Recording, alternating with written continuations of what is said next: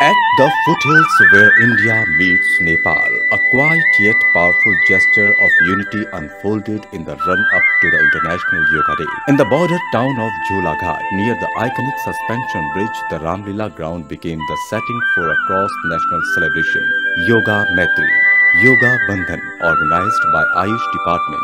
The event opened with the traditional Dhanvantri Vandana invoking health and healing. What followed was a synchronized yoga session, one that transcended boundaries with participation from India's Sashastra Seema Bal, local police units and Nepal's border police. It was not just the uniformed personnel, the local community, including the Ramlila committee and residents of Jhulaghat, turned up in numbers. Nearly 100 participants in total, embodying the spirit of shared purpose. The event was a symbolic reminder that yoga, rooted in ancient philosophy, has the power to connect not only body and mind but also people and nations. In an age of division, this borderland gathering quietly reaffirmed a timeless truth.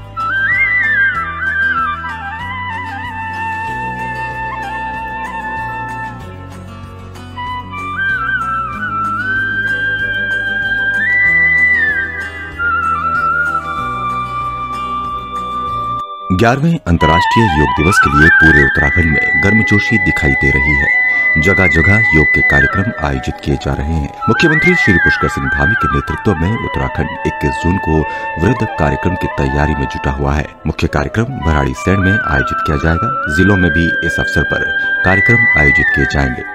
इस क्रम में टिहरी जिले में भी तैयारियां जोरों पर है। यहाँ पर आयुष विभाग की ओर से कार्यक्रम किए जा रहे हैं। मुख्यमंत्री श्री पुष्कर सिंह धामी के निर्देश पर टिहरी की जिलाधिकारी नीतिका खंडेलवाल तैयारियों की मॉनिटरिंग खुद कर रही हैं। उन्होंने लोगों से योग के कार्यक्रमों में बढ़ चढ़कर भागीदारी करने की अपील की है। जैसा कि आप लोग सभी विदित हैं कि 21 जून को इंटरनेशनल योगा दिवस मनाया जाता है और इस साल भी उसी हर्षोल्लास से मनाया जाएगा। मेरा सभी टिहरी गढ़वाल के वासियों से एक निवेदन है कि इस योग दिवस, जिसकी इस बार की थीम है वन अर्थ वन हेल्थ, इसमें बढ़ चढ़ के प्रतिभाग करें। आयुष विभाग द्वारा ये आयोजित किया जा रहा है। आयुष विभाग ने बृहद स्तर पे काफी कार्यक्रम रखे हैं और 21 जून को भी ये कार्यक्रम रहेगा जनपद स्तर पर। और मेरे सभी हमारे जो कर्मचारी हैं ब्लॉक स्तर पर, प्रांत स्तर पर, तहसील स्तर पर, उन सबसे भी जिले स्तर से सभी से अनुरोध है कि वो लोग भी स्वयं प्रतिभाग करें और योग को आगे बढ़ाएं। 11वां अंतर्राष्ट्रीय योग दिवस 2025 इस बार उत्तरकाशी जनपद में हर घर योग थीम के साथ भव्य रूप से मनाया जा रहा है। 1 मई से 21 जून तक ग्राम पंचायतों और विकासखंड स्तर पर योग जागरूकता कार्यक्रम संचालित हो रहे हैं। इसी कड़ी में 35वीं वाहिनी ITBP माहीडाडा में 3 दिवसीय विशेष योग सत्र का आयोजन किया गया, जहां डॉक्टर कुलदीप नौटियाल और उनकी टीम ने जवानों को योगाभ्यास एवं उसके लाभों की जानकारी दी। मुख्य आयोजन 21 जून को 5 प्रमुख स्थलों राजकीय Kirti inter college Uttarkashi, Wilson house Harsil, Yamuna मंदिर खरसाली, राजकीय इंटर कॉलेज चिन्याली सौड़ और सांकरी में होंगे। साथ ही 170 ग्राम स्तरीय और 6 विकास खंडीय स्थलों पर भी सामूहिक योग कार्यक्रम किए जाएंगे। इस वर्ष की अंतर्राष्ट्रीय theme yoga for one earth one health के अंतर्गत पर्यावरण संतुलन को ध्यान में रखते हुए हरित योग कार्यक्रम भी आयोजित किए जा रहे हैं। डुंडा स्थित रेणुका देवी मंदिर, PHC हर्षिल और बड़कोट हेलीपैड जैसे स्थलों को भी इस अभियान में जोड़ा गया है। आज इस 11वें अंतर्राष्ट्रीय योग दिवस के जो 21 जून को प्रस्तावित है, उसके अवसर पर ये 35वीं वाहिनी माहीडाडा के परिसर में योगाभ्यास का ये कुशल प्रशिक्षकों द्वारा, कुशल योगा टीचर द्वारा अभ्यास दिया जा रहा है। उससे सभी जवानों का एक फ्लेक्सिबिलिटी और उनका मानसिक और शारीरिक विकास के लिए बहुत उपयोगी। अंतर्राष्ट्रीय योग दिवस 2025 के अवसर पर भारत नेपाल सीमा पर एक अनूठी पहल देखने को मिली। झूला पुल के निकट रामलीला मैदान झूला घाट में आयोजित योग मैत्री योग बंधन कार्यक्रम ने दोनों देशों के बीच सहयोग और सद्भाव की नई संकल्पना को जन्म दिया। आयुष विभाग की अगुवाई में धनवंतरी वंदना के साथ योगाभ्यास की शुरुआत हुई, जिसमें भारत की सशस्त्र सीमा बल, स्थानीय पुलिस और नेपाल की पुलिस बल ने सहभागिता की। इस कार्यक्रम में रामलीला कमेटी सहित झूला घाट की जनता ने उत्साहपूर्वक भाग लिया। लगभग 95 प्रतिभागियों की उपस्थिति में योग को जीवन शैली में अपनाने का संदेश दिया गया। योग जो न केवल तन और मन को जोड़ता है, बल्कि सीमाओं के पार भी दिलों को जोड़ने की शक्ति रखता है।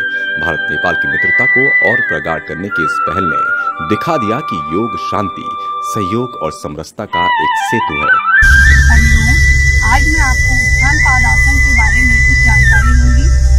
उत्थान पादासन करते समय सर्वप्रथम आपको दोनों पैरों को ऊपर की ओर ले जाना है और सांस भरते हुए जैसे दोनों पैरों को ऊपर की ओर ले गए 30 डिग्री तक रुकना है और यथासंभव थोड़ी देर रुकने का प्रयास करना है और फिर धीरे से वापस आ जाना है। इस अभ्यास को करते समय कुछ सावधानियां बताई जाती हैं जो मैं आपको बताऊंगी।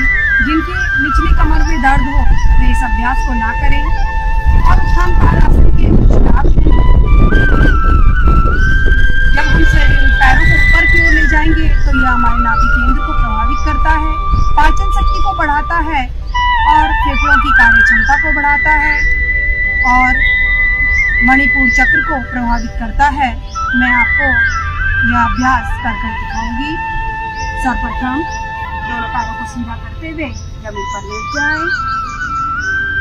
आप देखते हैं आपकी जंघाओं के पास इनहेल करते हुए सांस भरते हुए दोनों पैरों को 30 डिग्री के कोण में उठा लेंगे।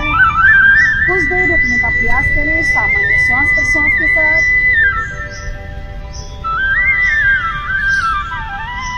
धीरे से वापस आ जाएंगे। एक बार पुनः दोहराएंगे अभ्यास को। इनहेल,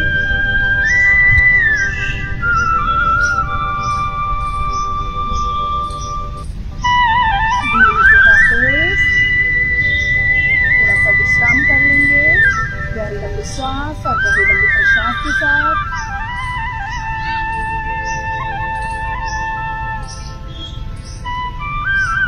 धीरे से दोनों पैरों को मिला लेंगे,